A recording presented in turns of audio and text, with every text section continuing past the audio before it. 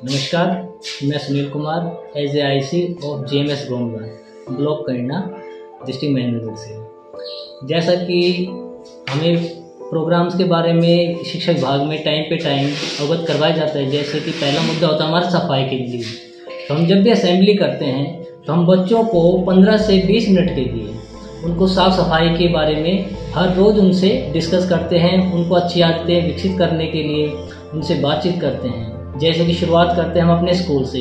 जैसे अपने रूम में साफ़ सफाई के लिए उनको मोटिवेट किया जाता है, उनको घर में सफाई के लिए मोटिवेट किया जाता है, और यहाँ तक कि समाज में अगर बाहर वो कहीं जाते हैं तो भी सफाई के लिए मोटिवेट किया जाता है।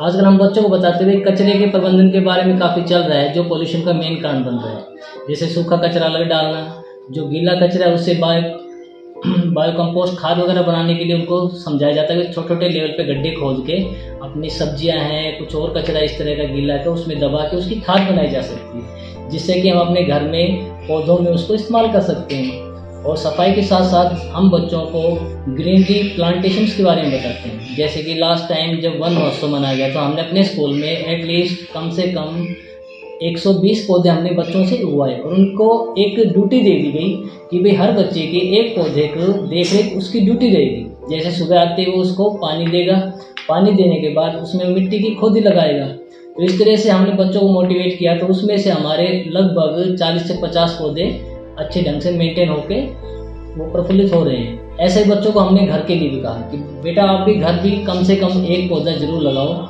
इस मौसम में काफ़ी अच्छे ढंग से पौधों की देखरेख हो जाती है।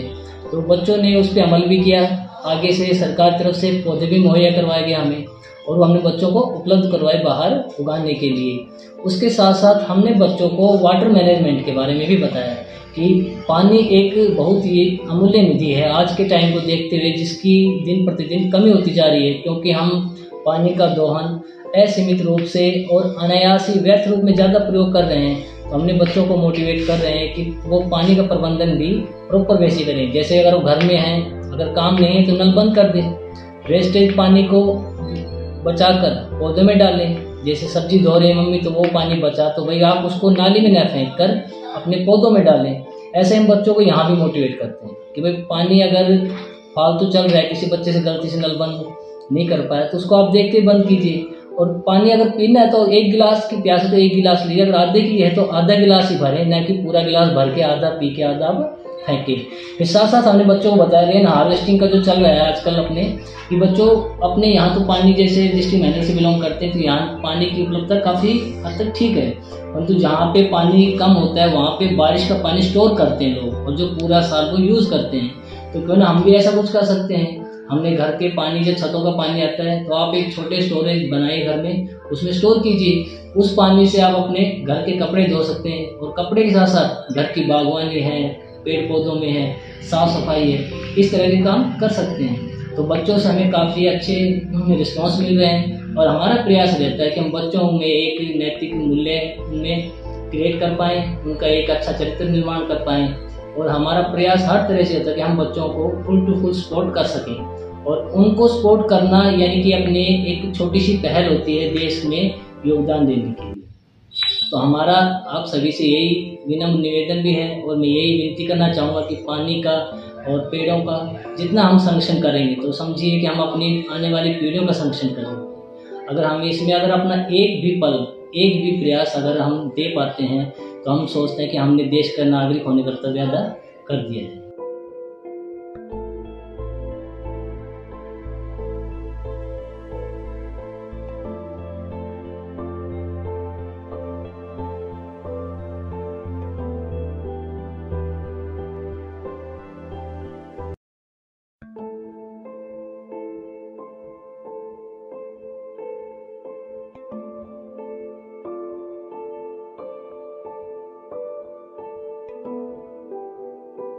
पहले मैं जल के बारे में बताऊं तो जल ही जीवन है। हमें जितना पानी चाहिए हमें उतना ही पीना चाहिए। अगर हम फालतू पानी को वेस्ट करेंगे तो हमारा जीवन ही कठिन होगा। हमारे स्कूल में हर साल एक रैली निकाली जाती है। हम गांव में जाकर लोगों को जागरूक करते हैं कि हम पानी बचाना चाहिए। अगर किसी घर की नल खुला चल रहा है तो हम उसे बंद करते हैं और उसे समझाते हैं कि हमें पानी को ऐसे बर्बाद नहीं करना चाहिए। अगर जल है तो ही कल है। स्कूल में जब प्रेयर होते हैं तो हमें सर रोज सफाई के महत्व के बारे में बताते हैं और मैं घर जाकर भी इसका पालन करता हूँ। हमारे स्कूल में रैली निकाली जाती है और हम गांव की साफ सफाई करते हैं। स्कूल में हम किसी भी रैपर को खुले स्थान पर नहीं फेंकते, डस्टबिन में डालते हैं। हम अपने कक्षा की सफाई का भी महत्वपूर्ण ध्यान रखते हैं।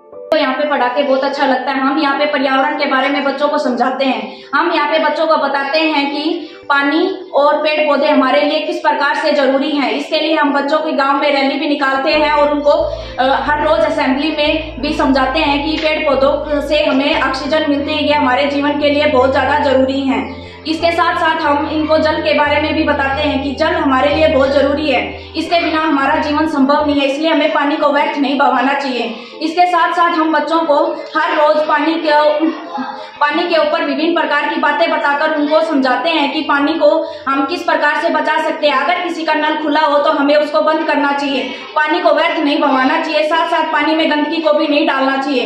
पेड़ पौधे हमारे लिए बहुत जरूरी हैं, ये हमें विभिन्न प्रकार के फल फूल और सब्जियां देते हैं, इसलिए हमें बच्चों को हर रोज समझाना चाहिए कि पेड़ पौधे और जल हमारे लिए किस प्रकार से जरूरी हैं। बच्चे हमें देखकर भी समझते हैं, इसलिए अगर हमें भी स्कूल में कोई नल खुला दिखता है तो उसको बंद करना चाहिए ताकि बच्चे हमसे कुछ सीखें। इसके साथ साथ हमें किसी भी पेड़ पौधों की डालियों को नहीं तोड़ना चाहिए और बच्चों को समझाना चाहिए कि हमें किसी भी पेड़ पौधों की पत्तियों को नहीं तोड़ना चाहिए। अगर कोई पेड़ सूखा है तो हमें उसमें पानी डालना चाहिए।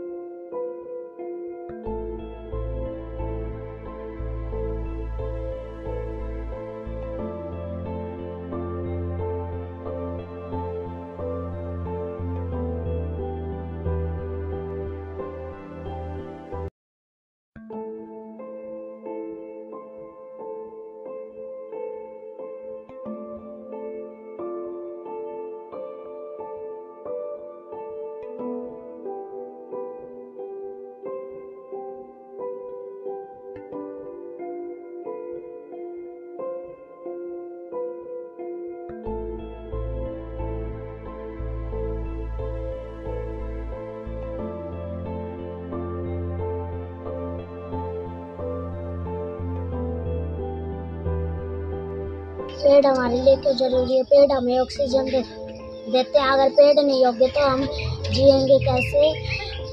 हम हर साल जन्मदिन पर एक पौधा लगाते हैं। हमारे सारे असेंबली में पौधे के बारे में बताते हैं। हम अपने जन्मदिन पर पौधे लगाते हैं। हम घरों में जाकर बताते हैं कि पौधे लगाने चाहिए।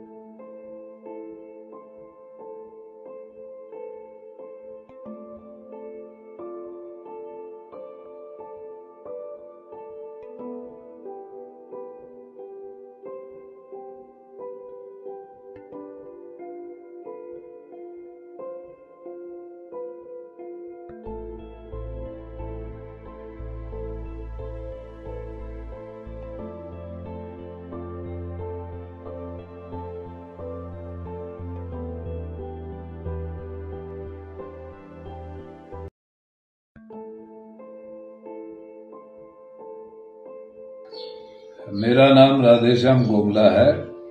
मैं 2005 से 2010 तक सरपंच रहा। उसके बाद 5 साल मैंने गांव की बतौर केयरटेकर सेवा की और वर्तमान में देश भर में कुछ सामाजिक कार्यों में मैं सेवा दे रहा हूं। जिस वक्त मैं सरपंच बना तो उस वक्त गांव ने अच्छे आपसी सामुदायिक सहयोग, सामुदायिक सहभागिता के जरिए गांव में पेयजल की व्यवस्था को सुचारू रूप से, जो पानी की नालियों में जो वेस्ट वाटर होता है उसकी अच्छी मैनेजमेंट गांव के लोगों ने स्वयं आपस में मिलजुल के की और चारों तरफ गांव में अच्छे पौधारोपण करवाए गए थे उस वक्त से, जो अभी तक लगातार चले आ रहे हैं।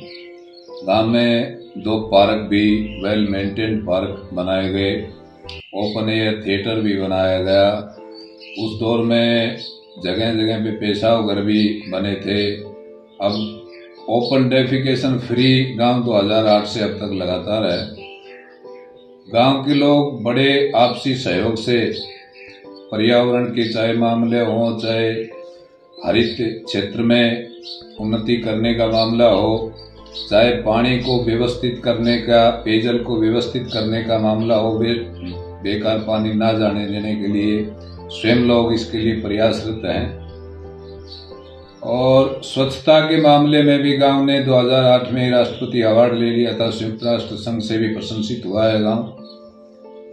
मैं मानता हूं कि गांव के लोग, चाहे गोमला हो या चाहे कहीं भी, अगर सामुदायिक सहभागिता से सब मिलजुल के काम करें तो हर क्षेत्र में विकास किया जा सकता है।